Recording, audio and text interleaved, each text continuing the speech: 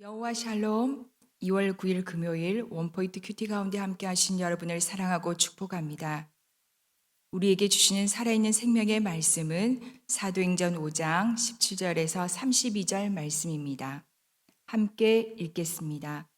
대제사장과 그와 함께 있는 사람 즉 사두개인의 당파가 다 마음의 시기가 가득하여 일어나서 사도들을 잡아다가 옥에 가두었더니 주의 사자가 밤에 옥문을 열고 끌어내어 이르되 가서 성전에 서서 이 생명의 말씀을 다 백성에게 말하라 하매 그들이 듣고 새벽에 성전에 들어가서 가르치더니 대제사장과 그와 함께 있는 사람들이 와서 공회와 이스라엘 족속의 원로들을 다 모으고 사람을 옥에 보내어 사도들을 잡아오라 하니 부하들이 가서 옥에서 사도들을 보지 못하고 돌아와 이르되 우리가 보니 옥은 든든하게 잠기고 지키는 사람들이 문에 서 있으되 문을 열고 본즉 그 안에는 한 사람도 없더이다 하니 성든 맡은 자와 제사장들이 이 말을 듣고 의혹하여 이 일이 어찌 될까 하더니 사람이 와서 알리되 보소서 옥에 가두었던 사람들이 성전에 서서 백성을 가르치더이다 하니 성전 맡은 자가 부하들과 같이 가서 그들을 잡아왔으나 강제로 못함은 백성들이 돌로 칠까 두려움이더라.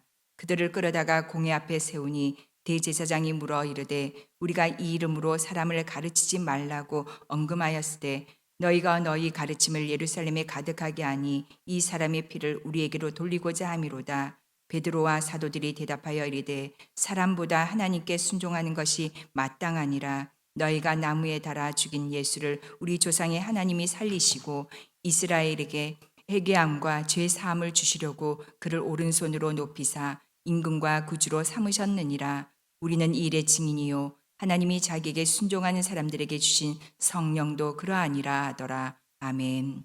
하나님께 순종해야 합니다라는 제목으로 담임 목사님 큐티 인도해 주시겠습니다. 할렐루야. 자, 오늘 2월 9일 금요일입니다. 이 금요일 날은 또 우리 이제 순모임을 했던 기억을 우리가 잊지 마시고 방학 중에라도 순원들에게 우리 서로 연락도 하고 순방에다가 서로 격려의 오늘 큐티만 나눔을 올리면 참 좋겠어요. 세상의 눈과 귀를 빼앗는 것에서 하나님께로 이렇게 빼앗아 오는 것이 중요한 영적 승리의 비결입니다. 자, 오늘 사도행전 5장 17절에서 32절 말씀을 보면 이 사도들이 복음을 전하다가 이제 옥에 갇히지 않습니까? 여기 17절에 대제사장과 그와 함께 있는 사람 즉 사두개인의 당파가 다 마음에 시기가 가득하여 일어나서 이 생명의 복음을 전하는데 이걸 듣고 왜 마음에 시기가 일어날까요? 영적인 주류가 이들에게 흘러가고 있는 것을 본인도 느끼고 사람들의 시선과 갈망이 이들에게 쏠리니까 오히려 영적인 종교적인 일에 자기들이 주도권을 쥐고 있다고 생각했다가 주도권이 없는 걸 보고 시기가 가득하여진 겁니다. 하나님 중심이 아니고 철저히 인간 중심의 종교 생활. 여러분, 우리가 믿음 생활하면서 여전히 하나님 쪽으로 나를 내려놓고 드리지 아니하면 우리가 똑같은 믿음의 행진을 하면서도 내가 더 드러나기를 바라고 내가 더 주목받기를 바라고 또 내가 더 인정받기를 바라고 이것이 안 되면 불편해지고 마음의 시기가 일어나는 것, 이게 바로 육적인 소욕에 붙들린 인생이에요. 오늘 사도 바울이 복음을 전하다가 자기 터 위에다가 복음을 전해도 저들이 참으로 하나 시기나게 하나 그리스도가 전파되는 것으로 인하여 나는 감사하노라, 이런 말 할 정도의 거대한 영적인 자유자, 나는 죽고 그리스도만, 여기까지 우리가 잘하는 것이 바울이 말한 것처럼 우리가 그리스도를 본받은 것처럼 너희는 나를 본받는 자가 되라 하는 믿음의 본이라는 건 자기 부인의 본인입니다. 이들은 시기가 가득하여 하는 것을 보니까 그들이 스스로가 마음이 바벨탑인 것을 드러내고 있어요. 그래서 그들을 잡았습니다. 18절에 사도들을 잡아다가 옥에 가두어 버렸습니다. 자, 그래서 이들의 전파하는 거, 이들의 기적을 묶었다고 생각했어요. 그러나 묶었다고 묶어집니까? 하나님은 감옥보다 크시고 하나님은 제국보다 크시고 하나님은 이 땅의 사단보다 크신 분 아니에요. 하나님은 주의 사자를 보내어서 밤에 옥문을 열고 끌어내어 이르되 가서 성전에 서서 이 생명의 말씀을 다 백성에게 말하라. 감옥에 갔는데 감옥에서 끄집어내는데 어떻게 나왔는지 모를 만큼 감옥의 열쇠와 문들은 그대로 있으되 기가 막힌 방법으로 하나님은 그들을 끌어내어서 다시 말씀을 전하게 했습니다. 복음은 이런 효용성이 있고 하나님이 하고자 하시면 절대로 정지되는 법이 없어요. 하나님이 스톱할 때 스톱이 되는 거고 하나님이 계속하라고 할 때 계속되어지는 겁니다. 그리고 다 하나님의 때가 있어요. 그래서 이제 이 말씀을 듣고 전하는데 21절 보세요. 이들이 감옥에 분명히 가두었는데 나왔잖아요. 새벽에 성전에 들어가서 가르치더니 대제사장과 그와 함께 있는 사람들이 와서 공회와 이스라엘 족속의 원로들을 다 모으고 사람을 옥에 보내어 사도들을 잡아오라 하니 아니 어떻게 된 거야? 옥에 있는 그 자들이 아니냐 하고 부하들이 가서 옥에서 사도들을 보지 못하고 돌아와 이르되 우리가 보니 옥은 든든하게 잠기고 지키는 사람들이 문에 서 있으되 문을 열고 본즉 그 안에는 한 사람도 없더이다. 예수님이 부활하신 다음에 벽에 문을 열고 들어오지 않아요. 벽을 자연스럽게 통과하고 들어오는 주님을 볼 수 있어요. 주님은 그런 시간과 공간의 모든 것을 자유롭게 운행하는 분 아닙니까? 이들을 구원할 때도 주님은 그런 기적을 행하신 거죠. 옥문을 통하지도 않고 아마 놀라운 기적의 방법으로 이들을 감옥에서 끄집어 낸 겁니다. 그래서 그 충격이 이루 말할 수 없죠. 그래서 24절 보세요. 성전 맡은 자와 제사장들이 이 말을 듣고 의혹하여 이 일이 어찌 될까? 이렇게 여러분 놀라운 기적을 환자를 고치고 감옥에 있는 자들을 천사가 끄집어내는 기적을 보여줬음에도 이 완악한 제사장들과 사두개인의 당파들 주님 믿지 않잖아요. 여러분 기적 자체는 우리가 사람들에게 믿음을 주는 것이 아니라 놀라움을 줍니다. 그리고 기이함을 줍니다. 그래서 결국 믿는 건 뭔가 하면 말씀을 믿는 것이라니까요. 하나님의 말씀을 들을 수 있는 귀는 하나님의 성령님만이 열어주셔요. 근데 우리가 그 말이 믿어지고 아멘하게 됐다는 것은 보통 선물이 아니고 저와 여러분이 하나님의 특별한 자녀 되었다는 가장 큰 선물입니다. 그러므로 우리가 모든 상황이 힘들어도 주의 말씀이 믿어지는 것에 비전이 보이고 또 예언이 보이고 하나님의 약속이 보이기 때문에 우리는 승리할 수가 있는 것이죠.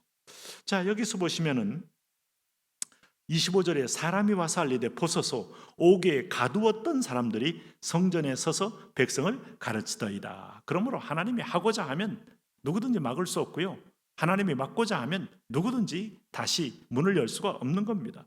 성전 맡은 자가 부하들과 같이 가서 그들을 잡아왔으나 강제로 못하면 백성들이 돌로 칠까 두려워합니다. 또 잡아 들어온 겁니다. 그래서 그들을 끌어다가 공회 앞에 세우니 대제사장이 물어 이르되 자, 하나님이 잡히는 것도 하나님의 허용이고 풀어주는 것도 하나님의 허락이 있어야 됩니다. 결국 배후에 하나님의 주권 속에 있어요. 순교도 하나님이 허락하는 거예요. 우리가 순교하고 싶다고 순교가 됩니까? 아닙니다.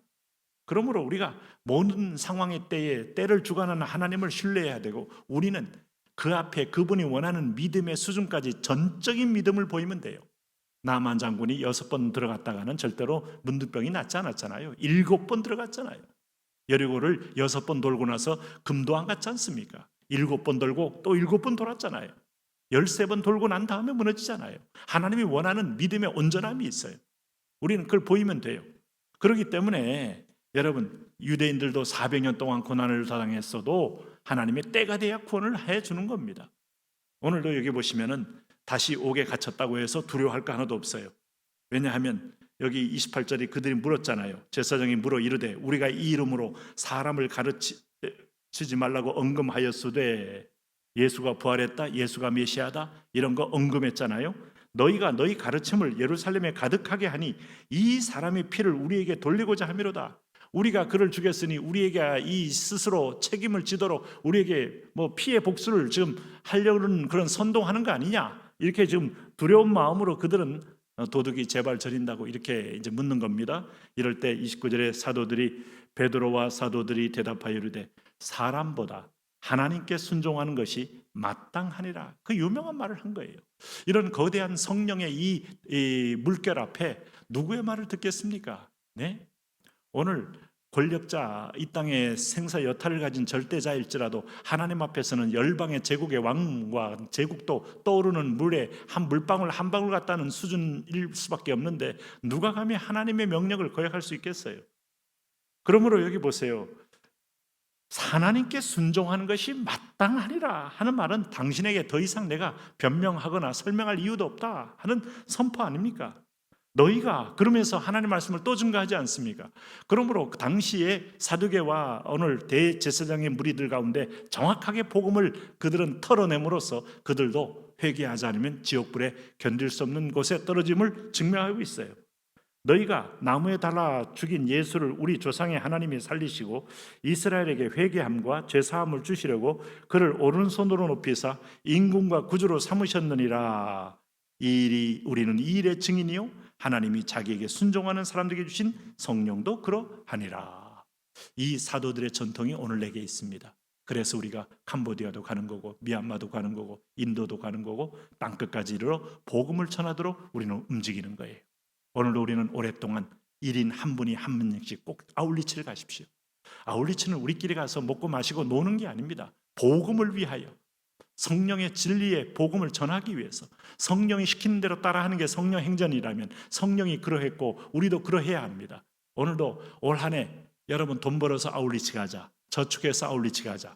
오늘도 우리 삶을 적용을 해보십시오. 열매가 하나님의 하늘의 포화로 열매가 맺어질 겁니다. 하나님 그런 순종의 삶 되게 하여 주옵소서. 예수님 이름으로 기도합니다.